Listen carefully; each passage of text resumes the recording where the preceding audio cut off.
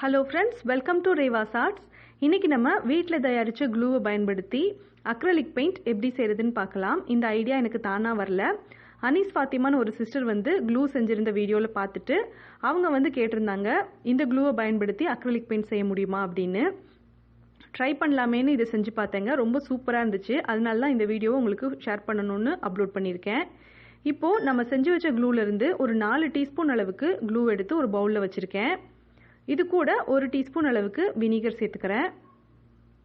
Vinegar சேர்த்துட்டு இந்த க்ளூவையும் வினிகரையும் first நல்லா மிக்ஸ் பண்ணிக்கோங்க. வினிகர் வந்து ஜஸ்ட் ப்ரிசர்வேட்டிவ்காக தான் நம்ம சேர்க்குறோம். இது நல்லா மிக்ஸ் பண்ணிட்டு அதுக்கப்புறமா நான் இதில் வந்து உஜாலா சொட்டு நீலம் இருக்கு இல்லையா, அதை வந்து சேர்க்க போகிறேன். இப்போ இது நல்லா மிக்ஸ் பண்ணியாச்சு. நம்ம நீலம் இதில் சேர்க்கலாம். உங்களுக்கு வந்து கலர் எவ்வளவு டார்க்காக வேணுமோ அதுக்கு தகுந்த அளவுக்கு இந்த சொட்டு நீலம் நீங்கள் விட்டுக்கோங்க. லைட் கலராக வேணும்னா ஒரு 2லிருந்து 4 ட்ராப்ஸ் அளவுக்கு விட்டால் போதும். டார்க் கலராக வேணும்னா ஒரு 5-6 சொட்டு நீலம் விட்டுக்கோங்க. இப்போ இந்த நீலத்தையும் க்ளூவையும் நல்லா மிக்ஸ் பண்ணிடுங்க. இதில் வந்து லம்ஸ் ஃபார்ம் ஆகிறதுக்கு வாய்ப்பு இல்லைங்க. நல்லா மிக்ஸ் பண்ணிடலாம். ஈஸியாகவும் மிக்ஸ் ஆகும். இதுவே நம்ம food colour powder food colour சேர்க்குறோம் அப்படின்னா அது கொஞ்சம் அதிக நேரம் மிக்ஸ் பண்ணணும். அதில் வந்து லம்ஸ் ஃபார்ம் ஆகும். இப்போது இன்னொரு பவுல் எடுத்து வச்சுருக்கேன். அதுலேயும் ஒரு 3 டீஸ்பூன் அளவுக்கு இந்த க்ளூ சேர்த்துக்கிறேன். பெயிண்ட் வந்து உங்களுக்கு என்ன கலர் எந்த அளவுக்கு தேவையோ அதுக்கு தகுந்த அளவுக்கு நீங்கள் க்ளூ எடுத்துக்கோங்க. இப்போ இதுலேயும் 1 டீஸ்பூன் வினிகர் தான் சேர்க்குறேன்.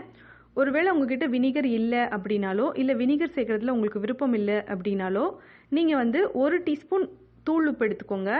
அது கூட 2 டீஸ்பூன் தண்ணி சேர்த்து நல்லா மிக்ஸ் பண்ணிடுங்க.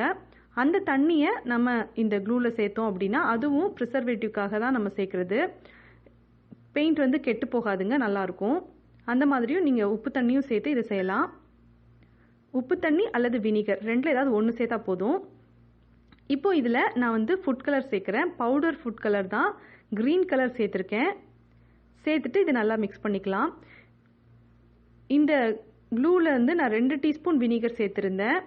உஜாலா சொட்டி நீலம் வந்து அது வந்து லிக்யூடாக இருக்கிறதுனால 1 டீஸ்பூன் வினிகர் சேர்த்துருந்தா போதும். இது வந்து கொஞ்சம் ட்ரையாக இருந்ததுனால இந்த ஃபுட் கலர் வந்து பவுடர் ஃபுட் கலராக இருந்ததுனால 2 டீஸ்பூன் வினிகர் சேர்த்துக்கிட்டேன். சேர்த்து நல்லா மிக்ஸ் பண்ணியாச்சு.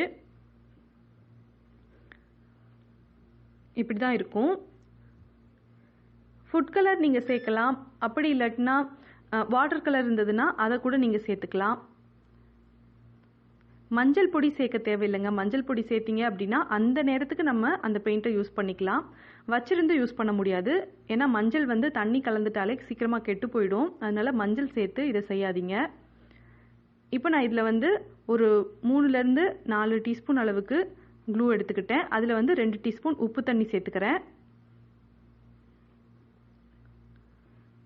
இப்போ இதுலேயுமே பவுடர் ஃபுட் கலர் தான், ஆரஞ்சு கலர் சேர்த்துருக்கேன். கேசரி கலர் நம்ம இதை யூஸ் பண்ணுவோம். சேர்த்துட்டு இதையும் நல்லா மிக்ஸ் பண்ணிக்கலாம். ப்ரௌன் கலர் உங்களுக்கு தேவைப்படுதுன்னா நீங்கள் இன்ஸ்டன்ட் காஃபி பவுடர் சேர்த்துக்கோங்க.